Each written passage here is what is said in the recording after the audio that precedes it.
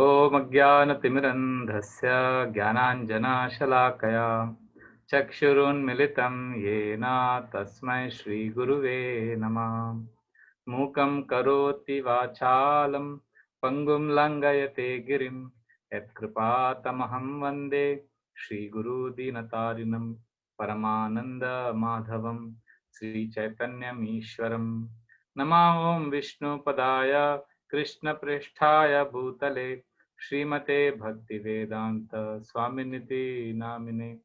नमस्ते सरस्वते देवे गौरवाणी प्रचारिणे निर्विशेष शून्यवादी पाश्चात्यदेशतारिणे वाञ्छाकल्पतरुभ्यश्च कृपा सिन्धुभ्य एव च पतितानां पावनेभ्यो वैष्णवेभ्यो नमो नमः। जय श्री कृष्ण चैतन्य प्रभु नित्यानंद श्री अद्वैता गदाधर शिवासादि गौर भक्त वृंद। हरे कृष्णा कृष्णा कृष्णा हरे हरे, हरे राम राम राम हरे हरे। हरे कृष्णा कृष्णा कृष्णा हरे हरे, हरे राम राम राम हरे हरे। हरे कृष्णा कृष्णा कृष्णा हरे हरे, हरे राम राम राम हरे हरे। हरे Krishna. My sincere gratitude to all devotees from the ISKCON Red Bridge community. My sincere thank you to Jagannath Sharan Prabhu for your kind words of introduction and appreciation, and you've taken me back to memory lane 2005, my trip to Manor. Thank you, Brajanath Gopal Prabhu, for inviting me. And I can see Kishan Pawan Prabhu also. Thank you, Prabhu, for being there. And all of you, thank you for giving me an opportunity to share my heart on preaching, because this topic is the most dear topic to my heart. And I can go on and on and on this topic, but I'll honor the time and your time also. And I'll just share my heart for a few minutes, and then maybe questions can come up. Is that the way we'll do? So I'll maybe speak for 10 minutes first, and then if there is any questions, so I'll just share my heart, what I've learned about preaching over the years. Because from day one I came to ISKCON, I've been preaching, and I've slipped and I've risen, I've struggled, I've burnt myself. There are some scars which are still there, you know. So life is a tough, life is tough, and preaching is not easy. So what exactly is preaching? I'll share my realizations and my heart, and then maybe all of you can ask questions or share your thoughts. So to begin with, I remember one pastime of Srila Prabhupada, because ISKCON is a preaching mission and ISKCON is established by Srila Prabhupada. So once Srila Prabhupada was sitting with a lot of devotees, and one devotee asked, Srila Prabhupada, what would please you the most? What will make you most happy? So there were book distributors sitting in that room. So they thought, they beamed and they said, oh, obviously Srila Prabhupada is going to say book distribution is what pleases him the most. And there were pujaris also there who were worshipping the deities, and Prabhupada had emphasized a lot on deity worship. So those devotees thought, Prabhupada is definitely going to say deity worship is what pleases me the most. And there were fundraisers who thought, well, fundraising is so important because Srila Prabhupada wants to build so many important temples all over the world. And there were devotees who were taking care of farm communities. And they thought Srila Prabhupada always said simple living, high thinking. So what will please Srila Prabhupada the most is farm communities. So you see, everybody was thinking, and of course there were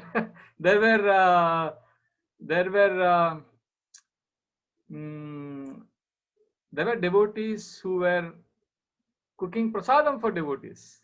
Kitchen department, they thought obviously Srila Prabhupada would say kitchen serving prasadam to devotees, food for life, that is the most important.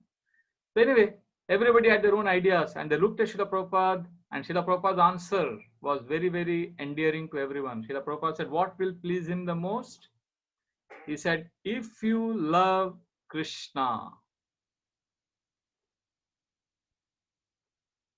So when I heard this pastime, I understood what is Srila Prabhupada's mood for preaching.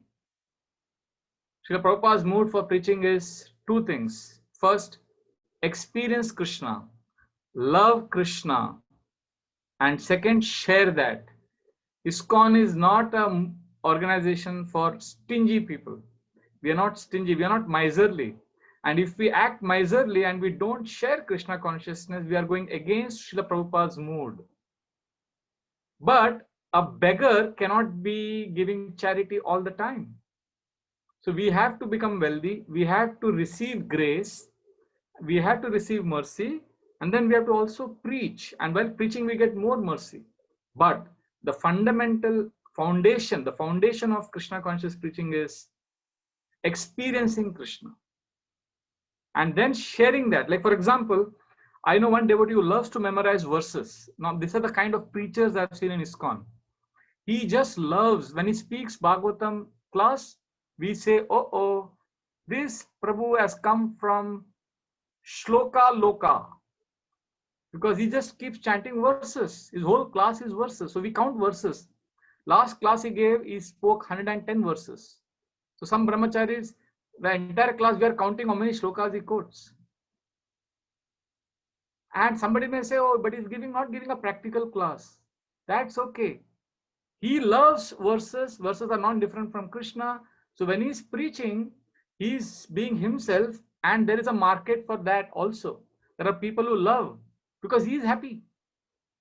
And there are devotees like Gaur Gopal Prabhu who give very practical classes, and he has a huge fan following. And I know devotees who speak pure katha. They speak direct pastimes of Krishna, and they are also very attractive. The point is, what nourishes you, you give that to others. I'll tell you one preacher I know very well. He's been in our temple since 1994. That's how many years now? 26 years, 27 years now he's been in the temple, and he gives Bhagavatam classes in a very soft voice, and many of us struggle to remain awake, and it's a monotonous tone and very simple hearted person. But do you know, he has preached to the most influential people in our community. He made them devotees. How? Because he loves to distribute laddus. He loves to distribute Mahaprasad in the evenings. So every evening he would sit in the temple and you would give Mahaprabhu, and it is a very soft voice. You would speak like this: Hare Krishna Prabhu, how are you? It takes him a long time to complete one sentence. So last 22 years I'm in the temple, 23 years I've been coming to ISKCON, and I've never seen him raise his voice. I've always seen him like this. So externally he's not a flamboyant preacher, but he's one of the most effective preachers. There is one devotee who is a great pujari, and just by his pujari service, he's attracted so many devotees, because people come to the temple, they see the deities, they become devotees. And there is one Gaur Gadadhar Prabhu. He is always like this. There's an angry expression on his face. We call him the angry young man. Now we call him the angry old man. He's been in our temple since the year 1990. That's like 31 years, right? And he's always like this. He looks mean. But he is the most loved devotee in our community, because he would make sweet rice, he would make cakes, and he would give it to all the children in the community. And the children, they don't know Krishna, they don't know Prabhupada, they don't know who is the Bhagavatam speaker, but they know Gaur Gadadhar Prabhu. Gaur Gadadhar Prabhu, they run to him, they flock around him, and they give them Mahaprasad. And these children have grown up, they have become devotees, and now they have got married, and their children come to temple, and Gaur Gadadhar Prabhu is still giving them prasadam. So who is a preacher? Preacher is someone who is experiencing Krishna and sharing that. So a book distribution is not the only way of preaching, obviously. And we are definitely not like the fanatics of other religions. You know, we're not at all interested in making people see. Most of the religions who preach fanatically, for them, God and God's message is here at the head. ISKCON is not a head religion. ISKCON is a heart religion. It is in the heart that we experience Krishna. It is in the heart that we feel love for Krishna. So we have to, a preacher means somebody who has to constantly ask himself, is the heart being nourished? Are you experiencing Krishna's love in your heart? If yes, congratulations. Now share it with others. So this is the simple understanding of preaching that I have developed, because I realized that there are so many other brahmacharis and other preachers I've seen who are who have a very different personality, but they're very effective. One of my closest friends in the temple, Manohar Prabhu, he has joined along with me. He is from a simple village background. Every day he's cleaning the temple courtyard. Even now he's 53 years old. And people just love him. Daoji, he cooks, he's 50 years plus. He's been in the temple for 25 years. He's every day cooking prasadam. Everybody in the congregation loves him. So who is a preacher? One who loves Krishna and one who shares Krishna. If you see Srila Prabhupada, have you ever seen Srila Prabhupada prepare for a class? Did he ever have notes while giving class? See, we need notes. We need to memorize so many things while speaking because we think one thing, we feel a second thing, we speak the third thing. But Srila Prabhupada, thinking, feeling, speaking, doing, everything was one. There was congruency inside out because he carried Krishna in his heart. And of course, we can't be like Srila Prabhupada, we can't preach like Srila Prabhupada, but we all can be instruments in Srila Prabhupada's compassion. I am not a preacher. I am an instrument in Srila Prabhupada's hands who is preaching. Preaching will be successful to our family, to our community, everywhere if we understand I am simply an instrument in the hands of the Lord and Lord's pure devotees. The problem happens in our preaching when I think, guys, wait, I have come. I am the preacher. I have come to change the world. That's when all the problems begin. But if we understand, Lord Chaitanya Mahaprabhu has made a big plan to deliver the whole universe. Srila Prabhupada has made a great plan. And I'm going to play my small part in a big plan. Then I will be happy. And the people I preach to will be happy. My family will be happy because they see, oh, he loves Krishna. And he is, see, when I'm an instrument, I'm a servant. When I'm a servant, everybody will be happy with me. So preaching is not forcing our ideas on others. Preaching can take many forms. Preaching is simply sharing love and giving Krishna the way we experience Krishna. I've seen preachers say, they are chanting and they're miserable chanting their 16 rounds. And they're forcing others, why don't you chant 16 rounds? But Prabhu, are you happy chanting 16 rounds? No, but you should chant. Come on, relax. I know one spiritual master in ISKCON who is so kind to his disciples that some of his disciples fell away. He was willing to accept them even if they chanted less than 16 rounds. He said, it's okay. The point is, are you experiencing Krishna? How are you experiencing Krishna? Krishna as a person, how you experience, and you please share that.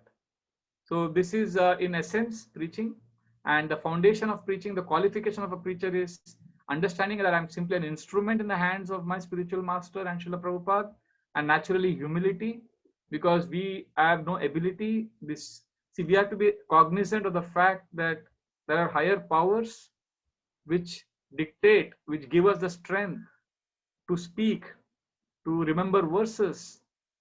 Like I saw that video of Muhammad Ali, one of the greatest boxers. Time magazine declared him as the greatest sportsman of the 20th century. At one time, when he walked into the ring, people would sing, I fly like a bird, I sting like a bee, I am the greatest, Muhammad Ali. And he would knock his opponents, and he won the gold medal in the Rome Olympics. The same Muhammad Ali in the 1996 Atlanta Olympics, he couldn't even hold the torch of flame. He was struggling so much. And his hands were shaking, the same hands with which he had knocked off one opponent after another. So the point I'm trying to say is time is so powerful, our abilities will be taken away. So we cannot be proud of anything. A preacher is always humble, aware that he is simply an instrument. So if we have this mood, then we will be very successful in preaching. So humility, understanding I'm an instrument, and also detached. The people I'm preaching to, they are not my property. I can't control them. I'm simply an instrument, and I'm part of a big plan. See, I'll tell you a classic example. When I used to do book distribution for many years, I would sometimes convince a person to take a book for 1 hour, and he wouldn't take a book. And sometimes I would be sitting in the railway station bridge in the bench, tired after a hard day's work of pre-book distribution. A stranger would come and tap me on the back, and he would pay me 500 rupees and take 8 books. I didn't even preach to him. So that's when I realized that when I'm convincing someone, I'm part of a big plan. Because I'm knocking him. And somebody else will also tell him. 100 people will tell him and he'll refuse. And eventually somebody like me will be sitting in the bench. He will go to that person and take a book from him. So no effort goes waste when we are spreading Krishna consciousness. Like, when I'm driving to the temple from my suburban area, I see the billboards for Coca-Cola everywhere. Enjoy Coca-Cola. Enjoy Coca-Cola. Enjoy Coca-Cola everywhere. I see that. So you think, when I see that, when a person sees that advertisement, he doesn't immediately say, okay, I want a Coca-Cola. He doesn't say that. But it influences his consciousness somewhere. So when he goes to a restaurant and he's sitting there and he asks for Coca-Cola inadvertently, without even realizing what he's asking for, it somewhere influences him. So the fact that when we are preaching to someone and I'm trying my best to convince him, he listens to me respectfully and he doesn't take a book, fine. Somebody else, after some months of preaching, after some years, when he gets Sukriti, when he gets pious credits, he will be ready and he will take the book. He will become a devotee. Like, there was a door that was stuck in our temple. I'll end with this and then we can take questions. Our door was stuck and all of us were trying to break the door. It wasn't opening. We have a very strong, well-built man. We were pushing it. It didn't break. Finally, we got tired and we were sitting. One of our devotees, Nityananda Prabhu, is very thin. We always joke about him. Oh, I think you've come from the Somalia relief camp. He looks famished. He looks starved. He's very thin. He came to the door and he just touched the door and the door fell off. So now, did he break the door? Did he have the strength? No, so many people before him did a lot of work. A lot of wind is blowing and the trees are shaking. And then finally a crow comes and sits on the branch and the branch falls off. Now, is it because of the crow?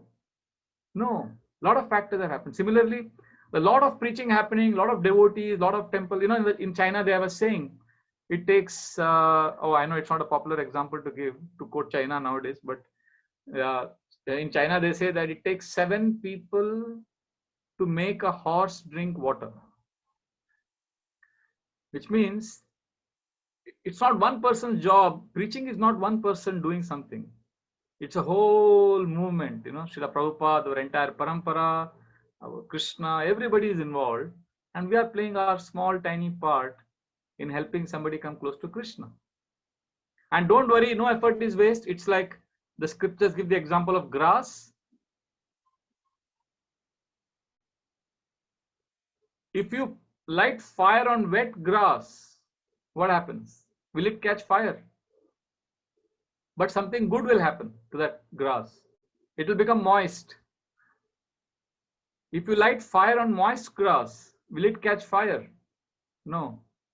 But it will become dry. And if you light fire on dry grass, it will catch fire. So when we are out preaching, some people are wet grass, some are moist grass, and some are dry grass. That's why you will see some people take up to Krishna consciousness very fast. Some people take a long time. And some people, apparently to our vision, they never take up to the process. But Krishna says in the Gita, there is no loss, there is no diminution in this process. The Gita 2.40 is a very hope-giving verse. So no endeavor goes waste. And of course, preaching is hard work.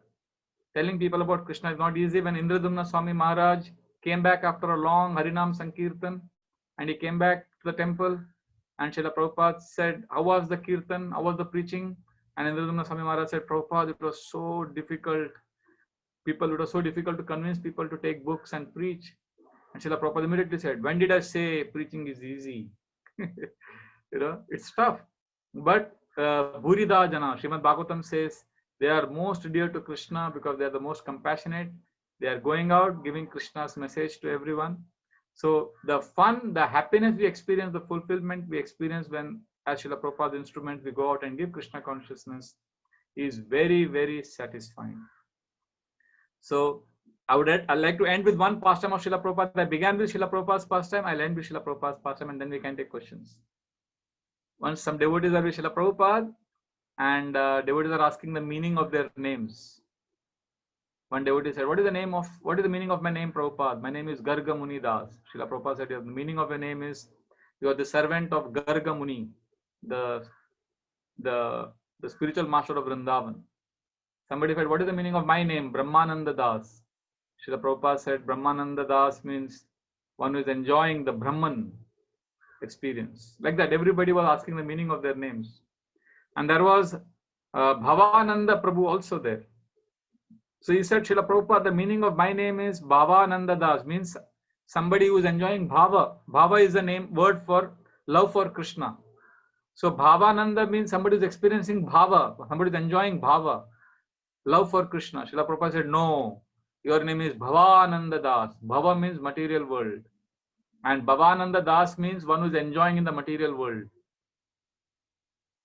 So devotees were shocked. They said, Srila Prabhupada, your philosophy, what you have taught us is that we can never enjoy in the material world. So how can you give him the name, enjoyer of the material world, Bhavananda?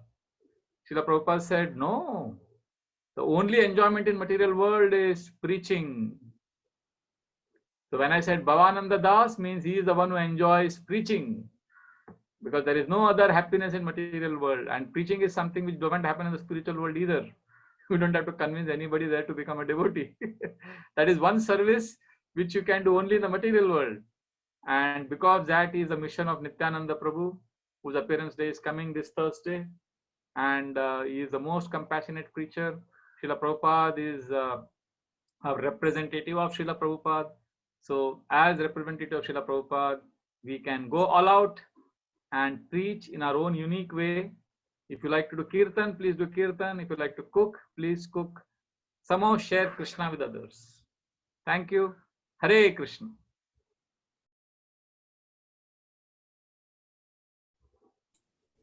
Hare Krishna. Thank you so much, Prabhu.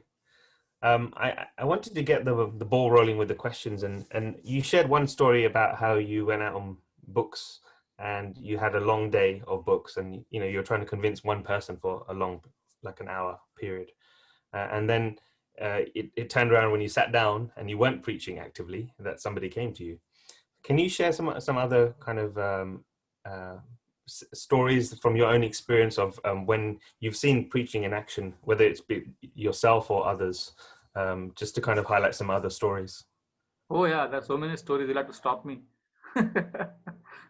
There's so many stories. You'll have to stop me for other questions. I can see one question here. Can I ask a question, please, by Divya Gaurangi?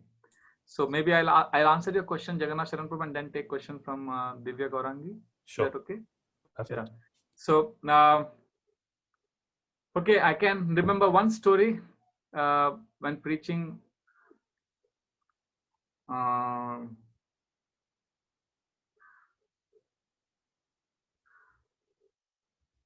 I was preaching in the headquarters of Central Bank of India. Central Bank of India, and they have a huge headquarters, a 15-story building. And during those days, security wasn't so strict.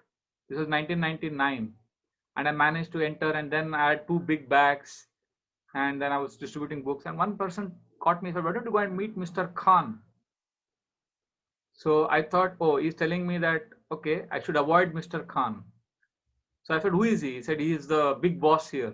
He will really love you. Why don't you go and meet him? And he had a big smile on his face. So I thought he's sarcastically telling me that you better beware of Mr. Khan. So I avoided him. Then I went after a few more people. Again, somebody said, why don't you go and meet Mr. Khan? So many people kept telling me that, why don't you give books to Mr. Khan as well? I was surprised, and I said, Mr. Khan seems to be a Muslim name, and why would he be interested? So I said, no. But then later on, I thought, Krishna inspired me in my heart. I said, no, maybe I should go to Mr. Khan. If so many people are telling me, means, Krishna wants me to go to him. So I went. I found out where he stays, where is his office. I went to his office. I knocked on the door. I went in, and as soon as I went in, he saw me in tilak. I was shocked. He got up. He said, Hare Krishna, Prabhuji. I said, Hare Krishna, you're Mr. Khan? He said, yes. Please come sit. He made me sit. He got me a hot cup of milk. And he said, I love Hare Krishna. They're so nice. They do so much of food distribution. See, these things, see, in Islam, giving food, charity is considered a very noble cause. And he was very impressed by ISKCON's relief activities. And he started telling me that I love you guys, you're so simple hearted, and you come to our villages in Mayapur. I'm from Mayapur area, and there are a lot of floods, and you Hare Krishnas come in boats and you distribute food. I love you, Hare Krishna guys. So, and I'm so happy you came to see me. So then I gave him books. He bought 25 Bhagavad Gitas. And he said, one book I'm going to read, and I'm going to give. And he called his secretary, and he said, you all have to read these books. So it increased my faith in Krishna. It increased my faith in Srila Prabhupada. So, and of course, then he was cultivated by one of our devotees, Mahaprabhu Prabhu. But Mr. Khan was an elderly man by that time. I think he had already retired. He was offering some special services in the bank. I think he's no more now. He passed away some years ago. I don't know the whereabouts details. But the point I'm trying to make is Krishna consciousness is full of surprises. So like this, there are so many stories of so many people becoming devotees. I've met so many people and I've met a crazy man, completely mad man, speaking beautiful Krishna conscious philosophy when he saw me. And rest of the time he's crazy. But when he sees me with books, it's strange, Anyway, so yeah, I'll stop at that. Maybe we can take a question from Divya Gaurangi Mataji. Yes? Yes, please. Hare Krishna, Prabhuji, Tanut Pranam. All glories to Srila Prabhupada. We're feeling very blessed to hear you, and it's a very nice class, Prabhuji, very inspiring. And we miss your association due to COVID. Now we used to come to Bhakti Vedanta Manor and give such nice classes with Gaur Gopal Prabhuji. So we hope you can visit us soon when things go back to normal. So Prabhuji, my question is, due to COVID now, even someone like me is getting a chance to share something on Zoom with small number of devotee Matajis, the Bhagavad Gita class. And so I really liked the point you said that we are instrument and we should be humble. So Prabhuji, I wanted to ask you very practical tips on how to prepare a class. Like say because there are so many ways, and I write notes, so many notes, but there must be a best way, which you are the right person to ask. Oh, I'm so glad you asked this question. I love this topic also. I love to prepare good classes. But to be very honest, for this session today, I haven't prepared anything. I'm just speaking from my heart. So, after some years, we need to have a balance of two kinds of classes where we spontaneously speak from our heart, and classes in a more formal forum, like in our temple Bhagavatam classes. I actually prepare because I have to be careful of every sentence I speak because it's going online and I'm representing His Holiness Radhanath Swami Maharaj. But in forums like this, I just speak my heart out, and because we also need to be authentic, and sometimes when I'm having notes, it's not that I'm not authentic, it's just that I'm representing a reality much higher than me. So how to prepare for a class? Let's say the topic given to you is caste. Holy name is a devotee is beyond caste distinctions. One who chants the holy names is pure, and it doesn't have to be a Brahmana, Kshatriya, black. It doesn't matter what caste, gender. So this is the theme. Okay, you decide to prepare on this topic. So the first step to do is, this is how I grew up preparing for classes, and this is how my confidence in my preaching abilities grew. I stopped looking for any books, any notebooks, consulting anyone. I just didn't do any of those things. I took a paper and pen. I spent half an hour just scribbling down points that I remember on this topic. Whatever you remember. And you will be surprised. You will have huge, so many ideas. That's how devotees get confidence. So just write down what are random points come to you. Just keep scribbling down the points. So you will have some points after half an hour. And then somewhere you'll get stuck. Like for example, you'll say, oh, I know one pastime of Advaita Acharya, and was it Haridas Thakur or was that somebody else? You make a point there. So like that. So after you're finished it, then you can go and do some research on those points which you are not sure of. So then that class, when you speak, trust me, that will be your class. You see what I'm saying? Yes. So generally, what many devotees do, when they see, okay, they have to give a class on topic of holy name, they go to the Veda base or they go to the Google, they look for all the examples, analogies, jokes, and they compile it and they make it a structure and they speak. But that is coming from their head. I agree we have to use our head, but I feel first we need to connect to our heart. What about that topic that you are convinced about?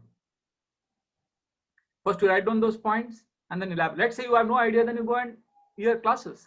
Like I hear my spiritual masters classes every day or Srila Prabhupada's one class. So when I'm preparing for the class, I'm amazed that some of the points that I heard last week or week before that, it just springs up in my consciousness. And then I go back to the notes of that class and I check, oh, this is the point. Okay, then I add it there. But at least that's my point. So the point I'm trying to make is, first trust yourself. And then you go back to whatever you have heard last so many years or weeks and clarify. Preacher has to trust himself in the sense, it's not that we are great and we are humble instruments of Krishna and Prabhupada, but we need to, as I said in the beginning, we have to experience Krishna. So what about that topic you have, which has nourished you? So that's the way I prepare for classes. And that's a better way of giving classes. This is my understanding. But of course, if there is a formal occasion, like sometimes in Temple Bhagavatam, like I have to give Nityananda Triyodashi class on Thursday. So what I did, now I can't just speak whatever I want to. So I'm actually read Chaitanya Bhagavat. I got the verses. I made a whole presentation. So like that. Thank you, Prabhuji. But obviously your depth of knowledge, your realization, everything is just too deep. Whereas someone like me who's new, obviously I need to make notes, but I have taken this point that it's best to first, even before going on to listening or going on Veda base. So I'm sorry to interrupt you, Mataji. I'm not saying don't refer to the notes or hear other classes. Do that. But at least you start, at least 10 minutes you spend, you will be surprised by how much you know on that topic. Yeah. Yes. That will increase your confidence. Yes, I've not done that till date. You try it and then you will get back to me. You will tell me, Prabhu, thank you. I can give a 2-hour class. I'll tell you a classic example. One of our devotees, his name is Jagannath Pran, something. I forget his exact. He is a father of one of my very close friends, Rahul Danet, his father. He was working in Lufthansa. So he was posted, he had to go to Zurich. And there he was standing behind. And he's never given a class in his entire life. He was like a congregation devotee coming to the temple. He's not even initiated then. So, and that was Nityananda Triyodashi day. So the temple president suddenly had to go back for some work. And he heard, oh, who are you? He said, oh, you come Chowpatty, you come from Chowpatty. Hey, and he announced, we have a devotee from Chowpatty coming in congregation. He's going to give Nityananda Triyodashi festival class. He said, oh, Prabhu, I don't know anything. No, come. And he dragged him, made him sit on the Vasas and he said, see, I have to go and cook the Nityananda Triyodashi feast. Our cook has fallen sick. There is nobody. You have to give the class. He just sat there. That was the first time he sang Radha Madhav in his class, in his life, leading Radha Madhav. And then after Om Ajnana Tamil, he said, I don't know anything on Nityananda Triyodashi. I have not prepared. But Prabhu just forced me. So I will speak whatever I remember. And he had to be stopped after 2 hours because he didn't stop. 2 hours he went on speaking Nityananda Triyodashi festival class and he hadn't prepared anything. You could say, oh Prabhu, it was mercy of Lord Nityananda. It's mercy. But the point I'm saying is, we all have got mercy of Lord Nityananda. Prabhupada wants us to preach. You trust yourself and see the amount of, okay, you may not get many ideas. Fine. Even if you get 3-4 points, you will be confident. Then you ask others. You can hear, there are, audio.iskondesiretree.com. You will find thousands of lectures. Yes. Trust me, I also do this. Like I hear others' lectures like Radhika Raman Prabhu from Alachua, Chaitanya Charan Prabhu. I hear all their classes, but I don't hear those classes to prepare a lecture. I hear their classes for nourishment, and after the class, I make my own summary of what I learned from the class. Okay. And when I write down what I see after hearing 1 hour class of my Guru Maharaj, then I write for 5 minutes the essence. That 5 minutes that I have written is mine. That 1 hour class which my Guru Maharaj spoke, that is his. But when I hear and when I write down what I hear and what I understood, when you write down, whatever you write becomes yours. So you may not write, you can at least scribble it down, some points. Anyway, basically reflection. Yes. Reflection, mananam makes shravanam yours. Shravanam, hearing from this ear will go out of this ear. It will remain here in the head. But if you want to take it to the heart, shravanam has to be followed by mananam. Mananam means reflection. Is that okay? Thank you so much. Yes, Prabhuji, that's excellent, because that's what I do when I hear His Holiness Radhanath Maharaj, Guru Maharaj classes. Then I'm literally transcribing as Maharaj is speaking, but now I'm going to, after hearing, as you said, summarize in my words. And that will be... Yeah, you can do that also. I do that also. When my mind is very distracted, sometimes my mind is disturbed or distracted. So I don't wait for the class to end. I start writing as he's speaking. Yes. So that helps my mind stay focused. Yes. Because sometimes our mind is so distracted because we are we are dealing with the material energy all the time. I write verbatim, whatever he's speaking, I write verbatim also. Thank you so much, Prabhuji. So, just one more question if there is time. So, for example, there is a... You'll have to ask Jagannath Sharan Prabhu. Sorry, we've got another question actually. Okay. Sorry, that's okay. Thank you. Yeah. Rajnath Gopal, you had a question? Yeah, sure. So I just wanted to know, is it actually possible for us to preach to our family members? And if so, how do we do it? How do we go about doing that? It's a little tricky, with family members.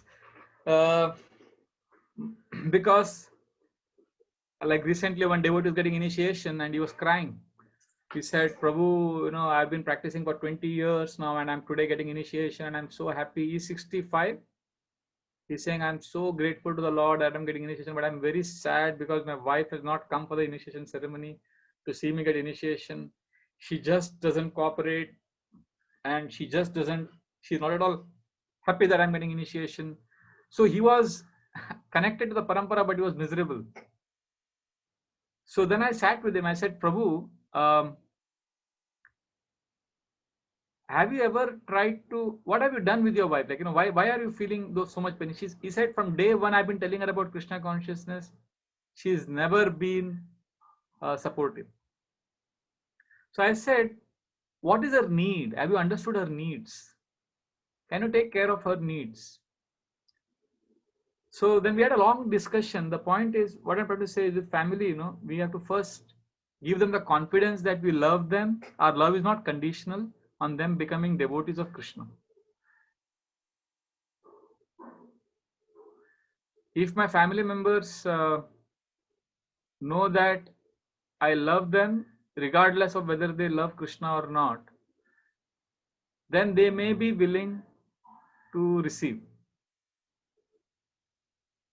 Secondly, even if they don't practice Krishna consciousness the way I want them to practice, at least if they give me their blessings for me to practice, I think that itself is a great, it's a great blessing actually.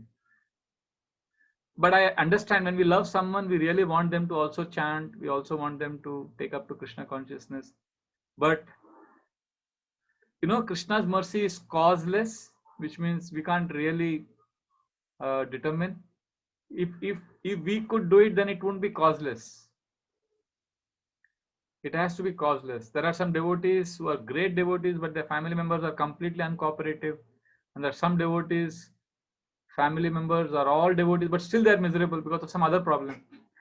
Everybody has their share of misery. One Grihastha devotee gives beautiful classes. I told him, you must be so happy, Prabhu. Your wife is a devotee, your children are devotees, everybody is a devotee at home. And he gives such nice classes. He says, Prabhu, but what is the use? I give nice classes, you appreciate me, but when I go back home, my wife points out that, Prabhu, you are mentioning this in your class, tolerance, but you can't tolerate this thing. She points out all the faults. She all takes out points from my classes and she scolds me a lot. So So he's also miserable. So I see that misery is universal. So why make our lives more miserable by forcing Krishna consciousness on our family members? I would rather suggest that help them see Krishna in what they are doing. I know in one family, the husband is a fixed up devotee of Krishna, but his wife loves quasi spiritual stuff. Like she loves axis bars therapy. She loves, all those, what do you call, so many other spiritual organizations which don't talk about Krishna. So he helps her see Krishna in those activities also. He said that's also Krishna in the sense, because that is helping her come to mode of goodness. So because he's appreciating her and what she's doing, she's encouraging him to practice his Krishna consciousness. So it's a win-win.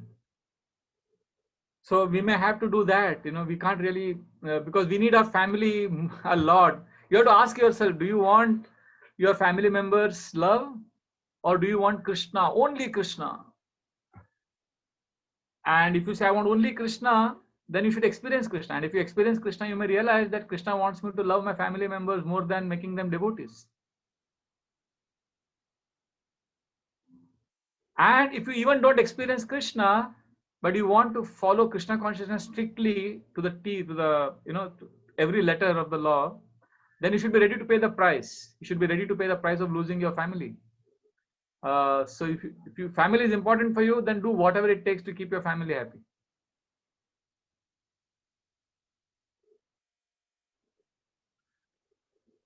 If family is not important for you, see, many people in the past, what they did, they didn't want to take responsibility for their family life. And when Bhagavatam said, oh, family life is an dark well of something, material existence. So they said, oh, Bhagavatam says that. So they took that as a good excuse. In India, we say that you put gun on somebody else's shoulder and fire. So they put the blame on Bhagavatam and they absolved themselves of the responsibility for their family and for what they. So then they had they felt so much pain later on. They left Krishna consciousness also. So rather than follow Krishna consciousness to the letter of the law, let us focus on seeing Krishna in our family, rather than forcing the family to see Krishna. Thank you. Very much. Thanks. Kishan had a question. Kishan, would you like to ask your question? Sure. Thank you, Jonathan. Very, very wonderful. Appreciate it. We can't hear you so well.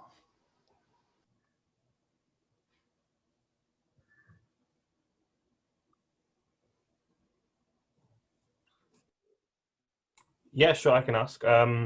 So I think he's put a message in. Hold on. He's saying, Prabhu, earlier you mentioned how we have to be how can a beggar give away wealth indefinitely, right? And so if we have this feeling that we don't have very much in our Krishna consciousness, should we preach? Can we preach? And I guess where should we preach from if we don't have much to give? Whatever you have, you share, you'll get double of it. But that doesn't mean you don't have your sadhana. See, there is two things: sadhana, spiritual practices, and preaching. We have to separate the two. Our preaching cannot be our spiritual practice.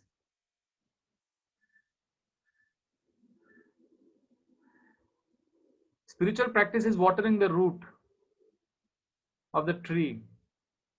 So the nourishment has to be there, because when you chant and when you read Bhagavatam, nobody is going to glorify you. You're not able to influence anyone else except your own heart. But when you're preaching, you are, you may, one of the unfortunate byproducts of bhakti is a great process, but one of the unfortunate byproducts is we get name, fame, and then we start believing all that to be true. And when we especially control people, tell them about Krishna, people listen to you, or you start thinking you're wonderful. Pride is one of the byproducts. Taranga Rangini, Vishwanath Chakravarti Thakur says. So one has to be careful. And the only way we can pull out those weeds is by a life of introspection and deep sadhana and spiritual practices. So even if you don't have much realization, but your spiritual practices are strong, You can share whatever you have. You know, let's say your spiritual practices are not strong also, fine. But you must be doing something you must be liking in Krishna consciousness. There was one boy coming for my weekly program. His name was Raghavendra. He was working as a cleaner in a restaurant, and he was uneducated and illiterate. And he was the second highest book distributor in the month of Marathon. He would carry the books with him, and he would walk some 15 kilometers every day after his working hours. And with great joy, he would go and show the books to people. And they would ask him, and they would know that he's uneducated. And he would say, yeah, I can't read this, but I know many Prabhujis in our temple who are so qualified and they read so well and they love Krishna. So just his natural joy that he experienced, he shared that. So even if you are not having great realizations and you're not studying a lot and you're not actually having a lot of bhakti, but there must be something in Krishna consciousness movement that attracts your heart. It could be association of devotees. So you can tell, when you're preaching, you can tell, you know, I have so many friends. Why don't you come to ISKCON? You know, you'll get so many good friends and such nice people. Something, whatever you like, kirtan, so speak about the holy names.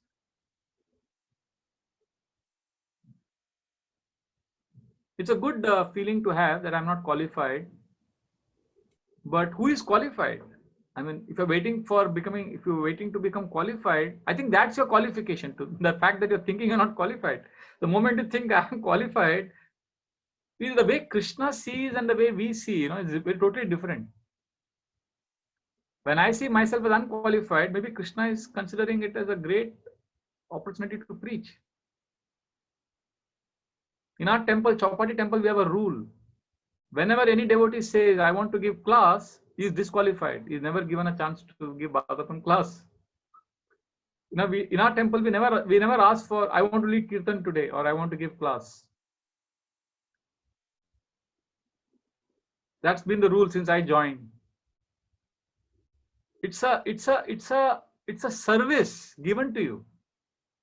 So you are unqualified, but Prabhupada wants you to preach. So it's a service Srila Prabhupada is giving. So if you are looking at preaching as a service, then you can preach even though you're not qualified. See, when you're preaching, you can at best give what you have. But if you are humble and if you think you're unqualified and if you're in the mood of a service, then you will be surprised. You can even give while preaching, you can give what you don't have. You can give the mercy of Parampara, you can give Krishna. You may say, I don't have Krishna. But if you're humble and you do it as a service, you'll be able to give what you don't have. In fact, there are many cases when the preacher himself may be having difficulties, but the audience makes more advancement than the speaker. The audience makes more advancement than the speaker of the Bhagavatam class.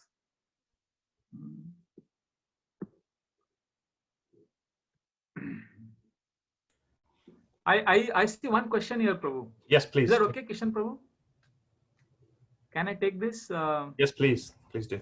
I see one question from Shobana. Can we preach if we have not been initiated but have been KC for many years?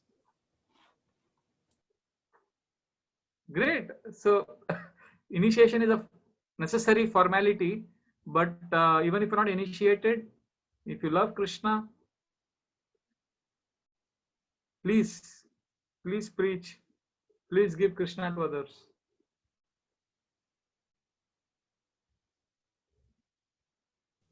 Thank you, Prabhuji. Thank you. Thank you. And just finally, I think we're about end of time. Can you share one final reflection or anecdote from Srila Prabhupada on preaching, just to kind of end the session? If that's okay.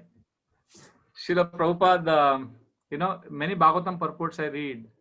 One of the things about preaching that really helps to understand is Krishna consciousness is an emergency, to be honest. People are suffering because they are disconnected from Krishna. So we may not tell this to people directly, but at least in the heart, we need to be convinced about this. And Srila Prabhupada, he had this desperate sense of urgency. He had this sense of emergency. So when he went to America, he writes a letter to India asking for help. Please help me make a temple in America and I want to preach.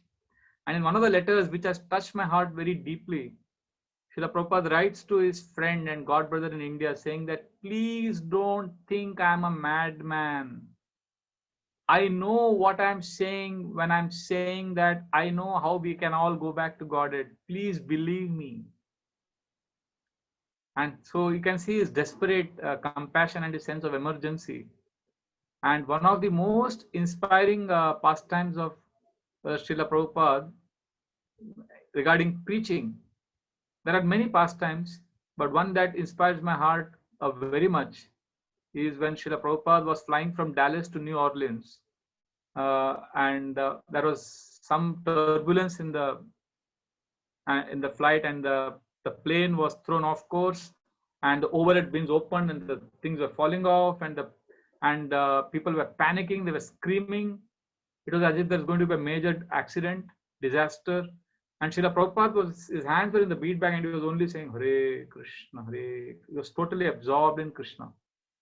And everyone else was screaming and shouting. Prabhupada's servant was amazed that Srila Prabhupada is so equipoised. And finally, when there was an emergency landing and there were some, I think, 25 fire brigade and ambulances outside in the airport. And finally, the plane landed safely. And when the plane landed safely, people were screaming in joy. Earlier, they were screaming in fear. Now they were screaming in joy. But this time also, Srila Prabhupada was quiet. Hare Krishna, Hare Krishna, completely equipoised. So this servant was wondering why Srila Prabhupada should be saying something now. Yes, it was like close shave. They had just survived death. What will Srila Prabhupada say? So as he was looking at Srila Prabhupada with great expectation, Srila Prabhupada turned to him and very nonchalantly asked him, so we have landed. So how far is the temple from the airport? That's all he asked. For him, the sword of death hanging above his head didn't make any difference. What I'm trying to say is Srila Prabhupada was so much with Krishna. And that's why he could preach so well. And Srila Prabhupada wanted us to experience Krishna. As I said in the beginning of today's class, what will please Srila Prabhupada the most? If we love Krishna. Because if we love Krishna, we won't be able to stop ourselves.